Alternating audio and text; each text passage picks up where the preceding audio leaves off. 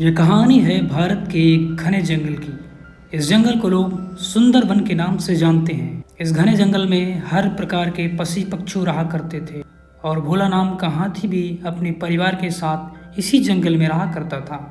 भोला हाथी सचमुच बड़ा ही भोला था और वो छोटे बड़े सभी जानवरों और पक्षियों से बड़े प्रेम से बातें करता था और सबकी हमेशा मदद किया करता था। भोला हाथी को आज तक कभी किसी जानवर ने गुस्सा करते नहीं देखा था।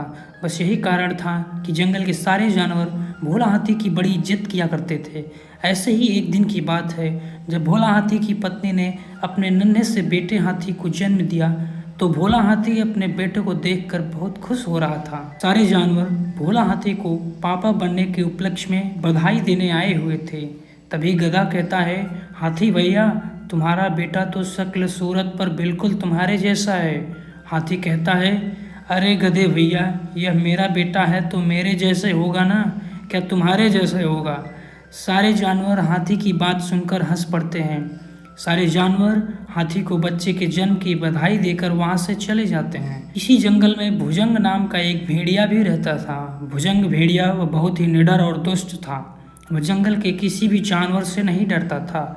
वो अपने आप को जंगल का डॉन कहता था और उसने भेड़िया गैंग बना लिया था। यूं तो शेर जंगल का राजा था, लेकिन इस जंगल में सारे जानवर शेर से नहीं बल्कि भेड़िए से डरते थे। भेड़िया गैंग जिस रास्ते से भी गुजरता था उस रास्ते पर मौजूद जानवरों में भगदड़ मच जाती थी। भेड़िया गैंग जिस जानवर को भी चाहता उसी को मारकर खा जाता। असल बात तो ये थी कि राजा शेर सिंह भी भेड़िया डॉन से डरता था। भेड़िया डॉन ने जंगल में अपने नाम की दहशत फैलाई हुई थी। एक दिन की बात है, भोला हाथी का बेटा अप्पू एक हिरण के बच्चे और एक बंदर के बच्चे के साथ मस्ती से खेल रहा था। तभी वहां भेड़िया डॉन आ गया। उसे बड़े जोरों से भूख लगी थी। वह बोला, तीनों बच्चों में से किसी एक को मारकर खा लेता हूँ। भेड़िया जानवरों के बच्चों के पास आकर गुर्राने लगा। बंदर और हिरण के बच्चे जान बचाकर भागे, लेकिन हाथी का बच्चा नहीं भाग पाया। भेड़िया हाथी के बच्चे को चारों तरफ से घेरते हुए कहता है, अरे तू मुझसे बचकर कहाँ जाएगा, आज तो तू मेरा लंच बनेगा। हाथी का बेटा बोला, मुझे मार कर मत खाओ अंकल, मैं अभी बहुत छोटा हूँ। भेड़िया हंसकर बोला, मैं शिकार को कभी जाने नहीं देता। भेड़िया लपक कर हाथी के बच्चे पर हमला कर देता है। वो हाथी के बच्चे की टांग अपने जबड़े में पकड़ लेता है। हाथी का बच्चा दर्द से करा उठता है। फिर हाथी का बच्चा हिम्मत से अपनी सूंड को भेड़िए के मुंह पर मारता है।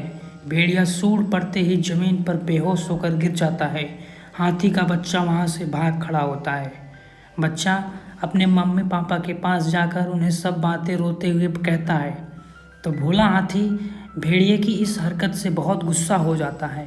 भोला हाथी गुस्से के मारे जोर जोर से चिंघाड़ने लगता है और भेड़िए को सबक सिखाने के लिए दौड़ पड़ता है। जंगल के जानवर आज पहली बार भोला हाथी को गुस्से में देख रहे थे।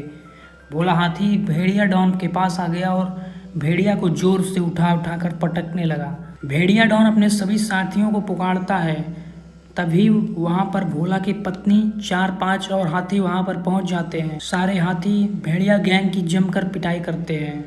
भेड़िया डॉन हाथ जोड़कर हाथी से अपने किए की माफ़ी मांगता है और कहता है, मुझे माफ़ कर दो हाथी महाराज, तुम्हारे बच्चे को फिर कभी हाथ नहीं लगाऊंगा। हाथी कहता है, तू और तेरा गैंग हमारे जंगल में बहुत उत्पात मचा चुका है, अब तो इस जंगल में नहीं रहेगा और तुरंत इस जंगल को छोड़कर कहीं और भाग जा, नहीं तो मैं तुझे खटमल की तरह मसल दूंगा।